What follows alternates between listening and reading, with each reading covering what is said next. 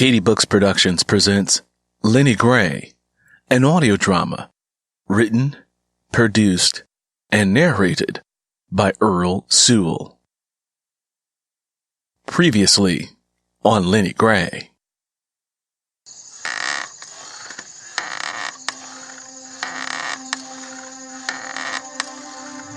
Tom liked getting up in the morning to drink his moonshine and watch the sun come up. Other times, like last night, when there was loud thunder and rain, he knew that the devil was beating his wife about something. He rather enjoyed listening to how the devil was setting things right in his house.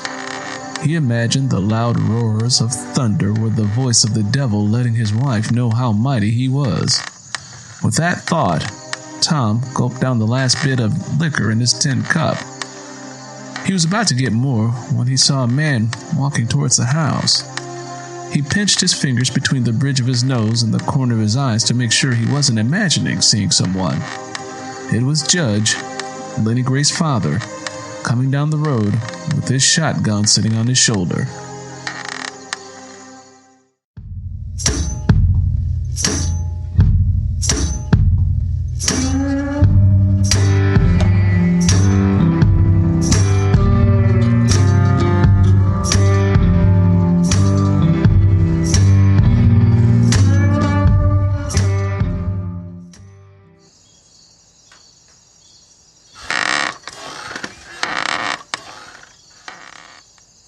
Tom stepped inside the door, walked into his bedroom, and retrieved his rifle, which was situated against the wall near the bed. He cracked it open and checked to make sure it was loaded. "Where you going?" Ida asked.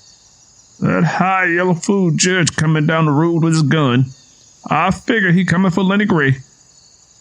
Go on in there and wake up Curly," Tom said to Ida before stepping out onto the front porch. Judge was now at the bottom step. Tom greeted Judge pleasantly. "Morning, Judge. Yeah, you going hunting?" "Hunting for my daughter, Tom. I got a feeling she down here at your place. She wasn't in my house this morning like she was supposed to be, and she wasn't next door helping Martha Jean, who done took sick. So, I figure she down here with your boy, since he got her in a motherly way." "So why you got your shotgun?" "You and I both know Curly quick to pull the trigger on that old pistol you done gave him. He only got one bullet because they won't sell him anymore because of his bad temper problems. Far as I can tell, that boy of yours ain't got sense.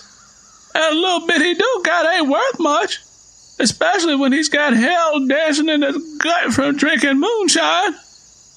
"I don't appreciate you talking about my boy like that, Judge. I know he ain't carrying a heavy load when it comes to brains, but his heart is good. A lot of young fellas around here get a young girl in a motherly way and take off. They don't much care about children. Curly, on the other hand, does. Now, don't worry, him and Lennie getting along fine," said Tom, uneasily shifting his weight from one foot to the other as a bead of sweat trickled down the back of his neck. "What are you talking about, Tom?" "I'm saying what your ears need to hear. Seem like they clogged up this morning, though." "Tom, you're right. I must be hard of hearing in my old age. Is Lennie Gray in there or not?" "Yep, she in there." "Well, send her out and I'll be on my way. She got work to do in the field before the sun gets up too high." "Well, we need to talk about that, Judge." "I don't see where there is anything to talk about. She ain't your child and you ain't got no claim to her. Nah, just turn her loose and we'll be on our way. I'll get her in line on the way back." There was an ultimatum in the tone of Judge's words that made Tom uneasy. "I can't do that. That's something you had to talk to her husband about." "My Lennie Gray ain't married. I told her that I didn't give her my blessings on marriage, especially not to that Curly. He too old for her." "It's only right for those two to be married. Besides, she in a motherly way." "I told that girl not to marry your boy. Tom, both of us know it ain't right for them to marry," Judge said, raising his voice in protest. "We don't need to talk about what's right and wrong, Judge. We need to talk about what's best for those two. Besides, they the ones who started sleeping with each other. You and I didn't have no say in that. Once that happened and she got pregnant, wasn't nothing either one of us could do. The damage was done. Nah, give my boy a little credit for doing the right thing. Judge twisted his mouth and sneered. Tom, I'm asking you one last time.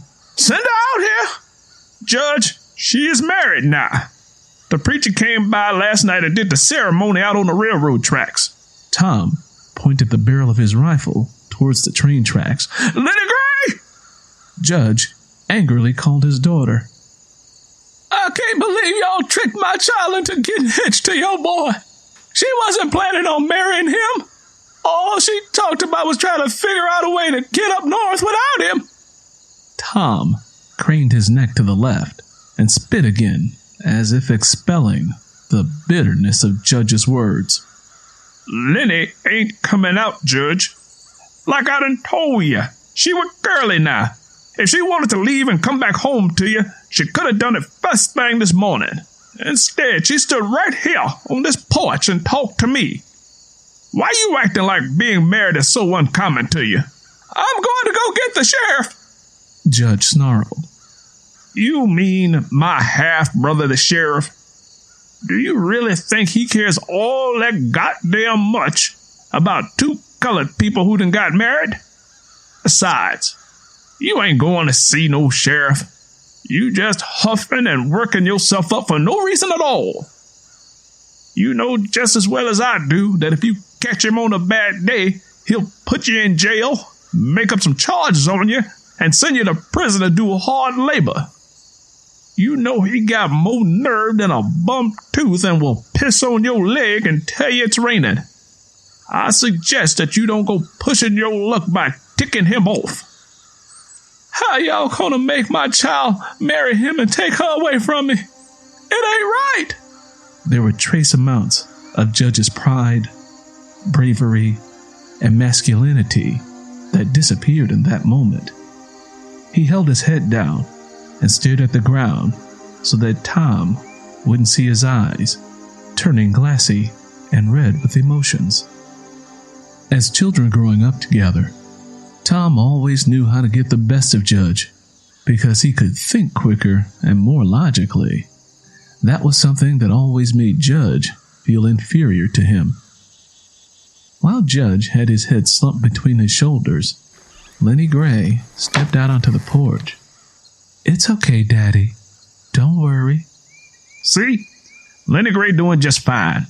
Besides, I done heard your second wife wasn't treating her all that good nohow. Lennie Gray done told Curly that your wife treats a girl like sun-heated trash. In fact, now that I think about it, you being married to your second wife ain't exactly natural. You leave my wife out of this, Judge said, looking up and jabbing an angry, bony, pointed finger at Tom. What are we going to do out here, Judge? Fuck around and shoot each other over this? You look pissed off enough to shoot Jesus on sight. Tom paused. Just go on home and come back in a day or two when you're not having such a hissy fit. You don't tell me what to do, Tom. I'm a man just like you is. I may not be able to think quick, but that don't make you no better than me. I didn't say anything about anybody being better than the other. You are just making up a bunch of foolishness for no reason at all.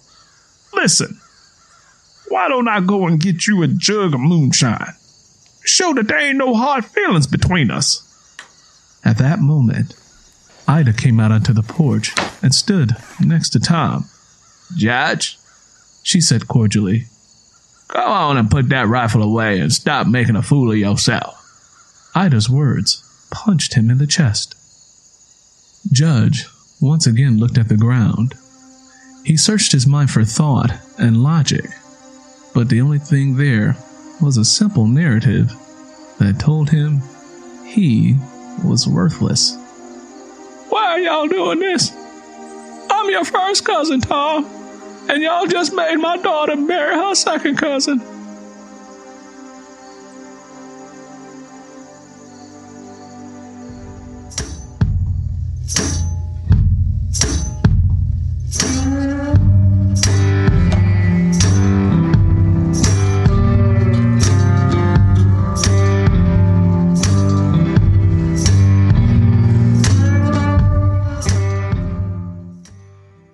Hi, this is Earl Sewell, narrator, producer, and creator of the audio drama Lennie Gray. If you like listening to the show and you like what is being produced, please take a moment to leave us a review and a rating wherever you listen to podcasts. Your reviews and your ratings help others to find the show. Also, you can help me spread the word about the show by sharing a link to it on your social media platforms and sharing it with your friends. If you want to know more about the show and how it's produced, you can follow it on Facebook at facebook.com/Lennie Gray and Audio Drama. That's LennieGray. Until next time, happy listening.